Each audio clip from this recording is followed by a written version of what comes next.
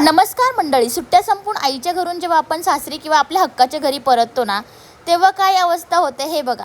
किती घर चकचकाक करून गेले ना, तरी मागे धूळ आणि भरपूर पसारा आपल्या हक्काने वाट पाहत असतो. रात्रीचे 9 वाजले होते. घरी आल्यानंतर आदल्या दिवशी 2 बादल्या भरून कपडे धुवून टाकलेत आणि आता कुठं मी किचनमध्ये पाय ठेवते. आज रात्र खूप धावपळीची आणि ब्लॉग शेवटपर्यंत नक्की बघा. काल रात्री घरी जरी पोचले असले तरी सगळं सामान नीटनेटके लावेपर्यंत, कपडे बॅगेतून काढून ते धुण्यापर्यंत खूप वेळ गेला. तर म्हटलं चला आज दुपारी 4 वाजता अगदी म्हटलं सगळं घर क्लीन करून करावं. म्हणून घरात सगळीकडे धूळ बसली होती. मग काय कंबर कसली आणि साफसफाईला लागले. सोफ्याचे कवर्स बाजूला काढून झाडले, फर्निचर, कडापे, खिडक्या स्वच्छ पुसून घेतल्या. अखेर शेवटला फरशी स्वच्छ करून तेव्हा कुठं घर माझं मनासारखं मला वाटायला लागलं. अगदी कुठेही जा, 2 दिवस जा नाही तर 3 दिवस जा, घरात धूळ ही बसतेच बसते. 2 दिवस जरी घर लॉक असलं ना तरी धूळ लगेच कुठून येते काय माहिती. तशीच माझ्याही घरात आली होती. आता सुट्ट्या खरं मात्र संपल्यात, पण माझी खरी कसरत चालू झाली.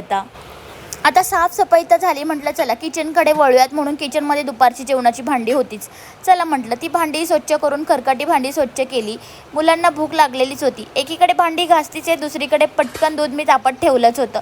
म्हटलं भांडी घासेपर्यंत पटकन दूध पण तापू नये. तर दूध तापून झाल्यानंतर पटकन मुलांना दूध ओतू केलं आणि बिस्किटं दिली. त्यांची खातानाची मस्ती नेहमीप्रमाणे सुरूच असते. यातलं मी स्वतःला थोडंसं आवरून फ्रेश करून घेतलं. मुलं इकडे चहा दूध घेतच होते. म्हटलं चला आपण स्वतःला फ्रेश करून घ्यावं.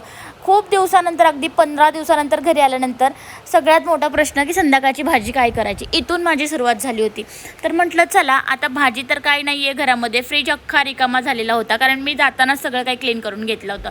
स्वतःला फ्रेश केलं आणि मस्त भाजी आणायला गेले. दुपारी 5-6 वाजता भाजी घेऊन येतात. संध्याकाळचे 6-7:30 झाले होते. मच्छर येतील म्हणून पटकन खिडक्या अशा लावून घेतल्या. पिल्लं काही या छोट्या मोठ्या गोष्टींकडे लक्ष देत नाहीत, त्यामुळे पटकन खिडक्या लावून घेतल्यानंतर भाजी घेऊन येताच मी स्वतःला आणि माझ्या पिल्लांना आणली होती कच्ची दाबेली आणि मस्त असे पकोडे. छान असं आम्ही मस्त पकोडे आणि कच्ची दाबेली एन्जॉय केली. आणि त्यानंतर मी बसले होते दिवाबत्ती करायला. संध्याकाळची वेळ झालीच होती. म्हटलं दिवाबत्ती करून घ्यावी. मस्त असं दिवाबत्ती करायला बसले. सुट्ट्यांमध्ये आम्ही जेव्हा स्वामींच्या दर्शनाला गेलो होतो ना, तिथून खास फेटे मी आणले होते की जे माझ्या स्वामींसाठी छान असे फेटे देवाला घालू केला, स्वामींना घालून केला. अगदी स्वामींना सुंदर फेटा बांधला. बघा आपली स्वामींची मूर्ती किती गोड वाटत होती, मनमोहक दिसते ना. श्री स्वामी समर्थ जप मनातल्या मनात सुरू झाला की दिवसभराचा सगळा थकवा कुठल्या कुठे पळून जातो.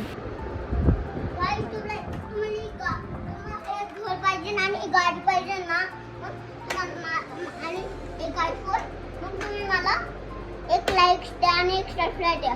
आणि माझ्या मम्माला आणि एक माझ्या दादाला आणि एक माझ्या दादाला आणि एक मला. काय जायचंय तुला? मला ब्लू हार्ट आणि मला रेड हार्ट. नाही मला रेड हार्ट.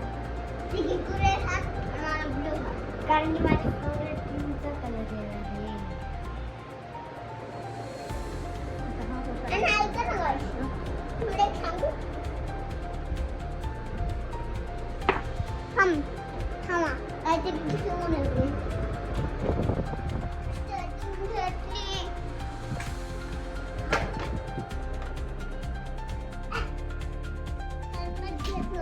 अरे नीट सांग पहिले तुम्हाला इथं हँडमेड घेतला आता झालं नाही. थांब तुम्हाला एक दाखवतो. मला ते पडन. हे बघा ना, काय करतोय? रायडर बनणार आहे. Oh my God, rider. Helmet घातले गाईज नानूचं आणि रायडिंग चालू आहे. बघा तुम्हाला वाटतंय मी गाडी नाही चालवणार. येस, त्यांना वाटतंय तू गाडी नाही चालवणार पण पडची नाही.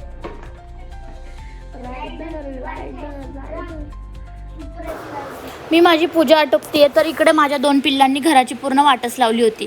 खेळण्याचा पूर्ण पसारा मांडला होता.